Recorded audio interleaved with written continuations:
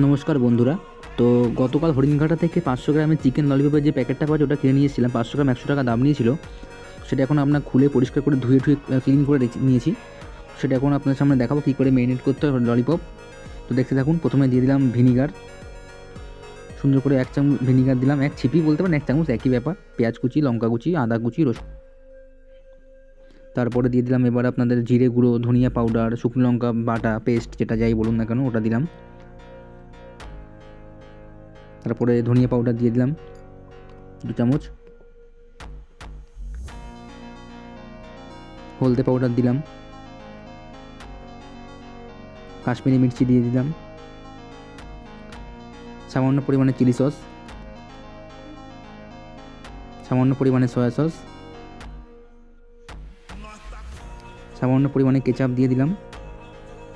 সব দিয়ে এবার ভালো মতো ওটাকে ম্যারিনেট করতে হবে, লবণ টবণ দিয়ে সব কিছুতে মাখিয়ে রাখতে হবে। লাস্টে আমি সানরাইজের গরম মশলা প্যাকেটটা কেটে মাখিয়ে দিলাম।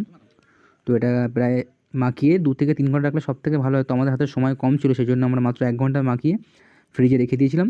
তারপরে এটা বানিয়েছি, এটা খেতেও খুব টেস্ট হয়েছে। তো আপনাদের পরের পার্টটা দেখাচ্ছি কী করে বানাতে হয়। যদি এই পার্টটা ভালো লেগে থাকে অবশ্যই লাইক করবেন। পরের পার্টটা আমি অবশ্যই আপনাদের সামনে তুলে ধরবো। ধন্যবাদ। আর সাবস্ক্রাইব করে দেবেন, লাইক করে দেবেন। Thank you.